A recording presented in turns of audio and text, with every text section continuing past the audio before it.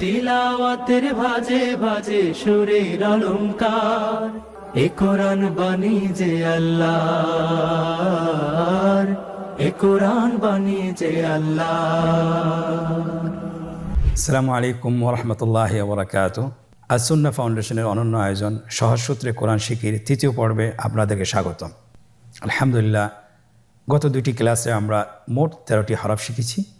আজকে আমরা একবার এটা অনুশীলন করব। আপনারা স্ক্রিনে দেখতে পাচ্ছেন, আমার সাথে বলুন। আলিফ, বা, তা, সা, জিম, হা, খ, দাল, যাল, রা, জা, সিন, শিন। আলহামদুলিল্লাহ, গত দুটি পর্বে আমরা এই 13টি হরফে শিখেছিলাম। ইনশাআল্লাহ আজকে আমরা নতুন করে আরও 6টি হরফ শিখব। আপনারা স্ক্রিনে দেখতে পাচ্ছেন 6টি হরফ চলে এসেছে।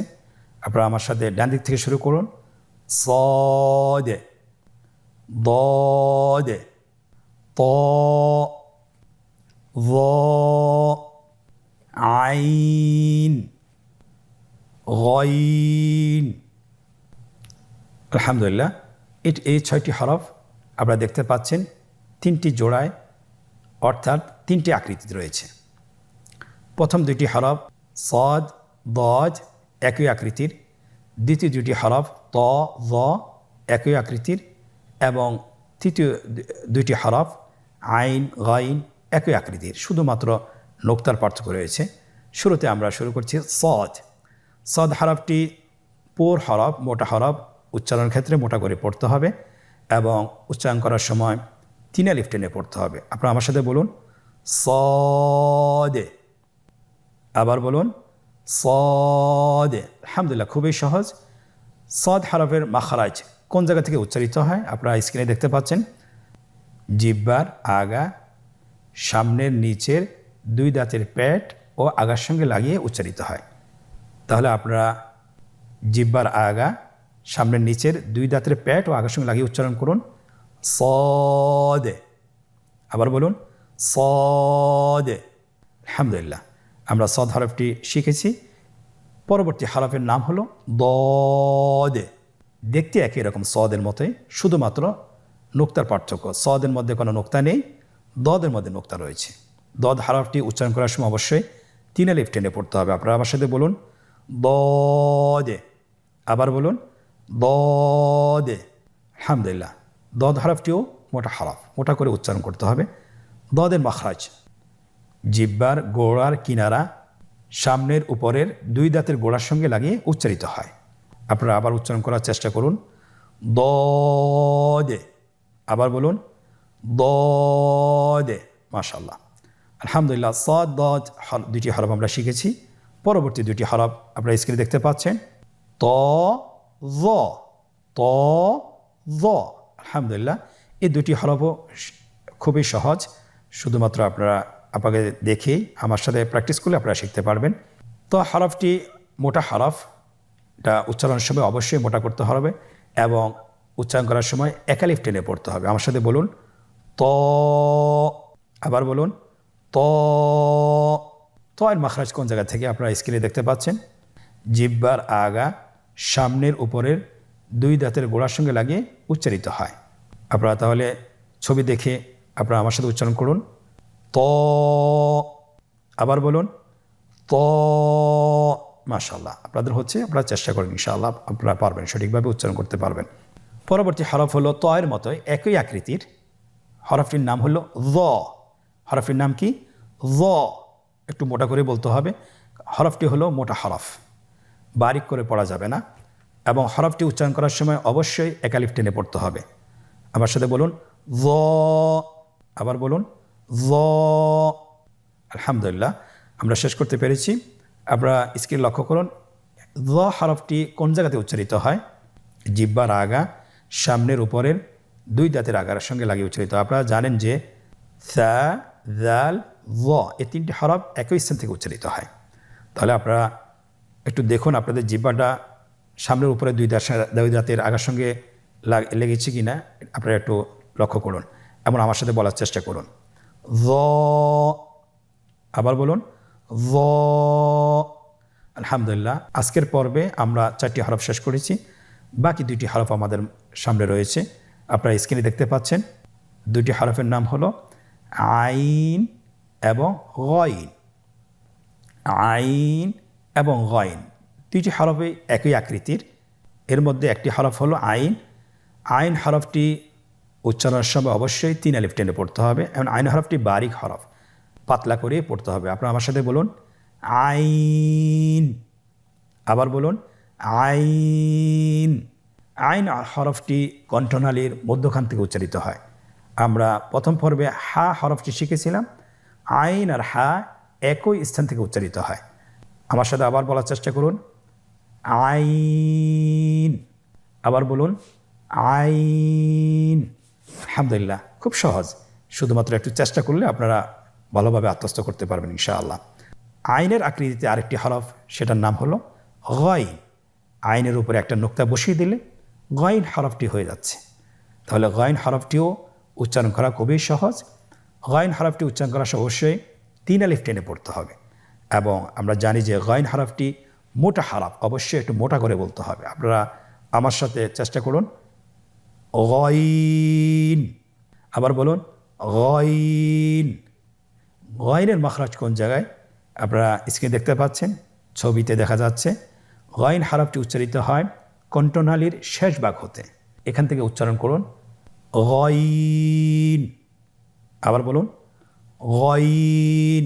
আমরা অনেকে বলে থাকি গাইন, না, এটা ভুল উচ্চারণ। এভাবে উচ্চারণ করা যাবে না, যেহেতু হরফটি মোটা, এই জন্য মোটা করে উচ্চারণ করতে হবে গইন। মাশাআল্লাহ, আলহামদুলিল্লাহ, আমরা আজকের পর্বে 6টি হরফ শেষ করে ফেলেছি খুব অল্প সময়ে। আমরা শুরু থেকে আরেকবার বলি صاد ضاد طاء ظاء আইন গইন। আমরা জোড়ায় জোড়ায় বলার চেষ্টা করি صاد ضاد طاء ظاء আইন গইন।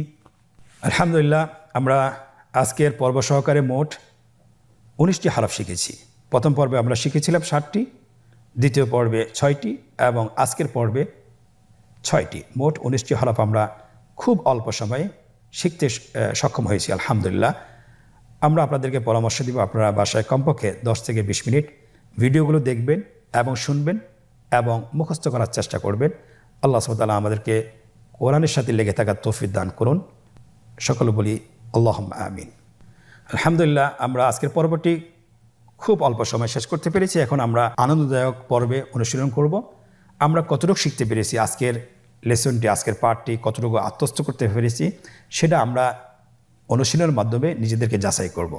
আপনারা স্ক্রিনে দেখতে পাচ্ছেন একটি অনুশীলন পেজ এসেছে। প্রথম অনুশীলন, নিম্নোক্ত হরফগুলো সঠিক জায়গায় লিখুন এবং বলুন। আপনারা দেখতে পাচ্ছেন এখানে 3টি রো দেওয়া আছে। প্রথম রোতে হরফগুলো দেওয়া আছে, দ্বিতীয় রো খালি আছে এবং তৃতীয় রোতে এর বাংলা উচ্চারণ দেওয়া আছে। শুধুমাত্র হরফগুলো সঠিক নামের জায়গায় বসিয়ে দিতে হবে। প্রথম হরফটি হলো সদ, আপনারা দেখতে পাচ্ছেন। তাহলে আমরা সদ হরফটি তার সঠিক নামের জায়গায় বসিয়ে দিই। স্ক্রিনে দেখতে পাচ্ছেন বসানো হচ্ছে। পরবর্তী হরফ আইন, তার সঠিক নামের জায়গায় বসানো হয়েছে। পরবর্তী হরফ হলো দদ, তার সঠিক নামের জায়গায় বসানো হয়েছে। এমনিভাবে প্রত্যেকটি হরফ বসানো হচ্ছে। স্ক্রিনে লক্ষ্য করুন। আলহামদুলিল্লাহ, প্রতিটি হরফ তার সঠিক নামের জায়গায় বসানো হয়েছে। আপনারা এভাবে দেখে দেখে অনুশীলন করুন। দ্বিতীয় অনুশীলন, রেখা টেনে হরফের সাথে নামের মিল করুন। গত 2টি পর্ব তো আমরা এমনিভাবে অনুশীলন করেছিলাম। আজকের পর্ব সেম একই রকম। আমরা চেষ্টা করি এই অনুশীলনগুলো করার জন্য। তাহলে রেখা টেনে হরফের সাথে নাম মিল করতে হবে। প্রথম কলামে আমরা দেখছি এখানে হরফগুলো দেওয়া আছে বিচ্ছিন্নভাবে এবং দ্বিতীয় কলামটি খালি রাখা হয়েছে এবং তৃতীয় কলামটিতে হরফগুলোর উচ্চারণ দেওয়া আছে অথবা হরফগুলোর নাম দেওয়া আছে। শুধুমাত্র রেখা টেনে আমাদেরকে হরফের সাথে নামের মিল করতে হবে। স্ক্রিনে লক্ষ্য করুন। প্রথম হরফটি হলো সদ, রেখা টেনে তার নামের সাথে মিল করা হচ্ছে। পরবর্তী হরফ হলো গইন, রেখা টেনে নামের সাথে মিল করা হচ্ছে। পরবর্তী হরফ হলো আইন, রেখা টেনে নামের সাথে মিল করা হচ্ছে। এমনিভাবে প্রত্যেকটি হরফ তার নামের সাথে মিল করা হচ্ছে। আপনারা স্ক্রিনে লক্ষ্য করুন এবং আপনারা নিজেরাও করতে থাকুন।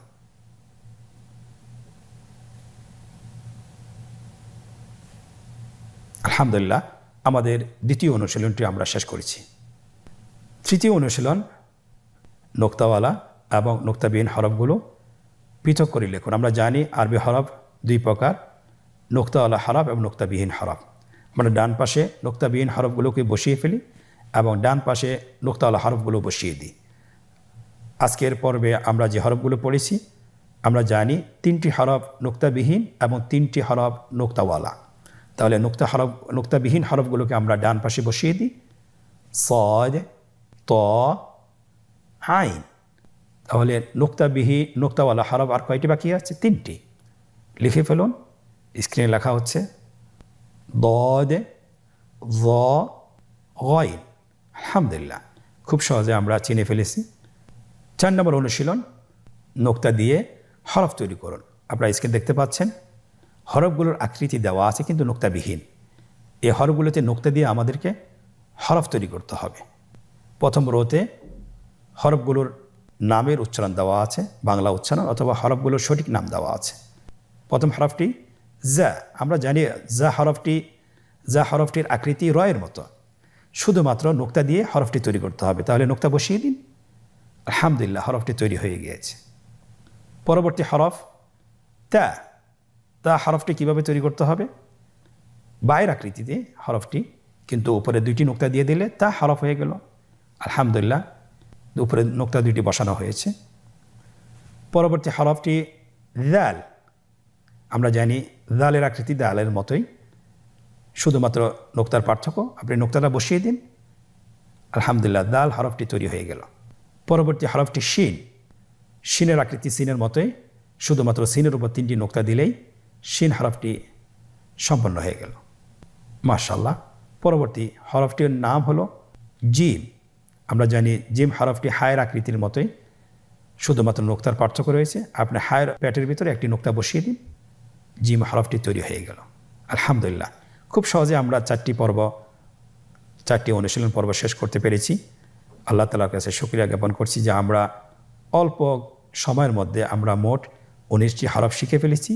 কিভাবে পড়তে হয় এবং কিভাবে বলতে হয় এবং কিভাবে লিখতে হয়, অনুশীলনের মাধ্যমে নিজেদেরকে যাচাই করে আমরা চেষ্টা করি যে আমরা এটা কত দ্রুত আমরা শিখতে পারি, সেই চেষ্টা করা। আল্লাহ সুবহানাহু ওয়া তাআলা আমাদেরকে তৌফিক দান করুন। আজকের পর্ব থেকে এখানেই বিদায় নিচ্ছি। পরবর্তী পর্বতে আবারও দেখা হচ্ছে। জাযাকুমুল্লাহ খায়র। আসসালামু আলাইকুম ওয়া রাহমাতুল্লাহি ওয়া বারাকাতুহু। আস-সুন্নাহ ফাউন্ডেশন, উম্মার স্বার্থে সুন্নাহর সাথে।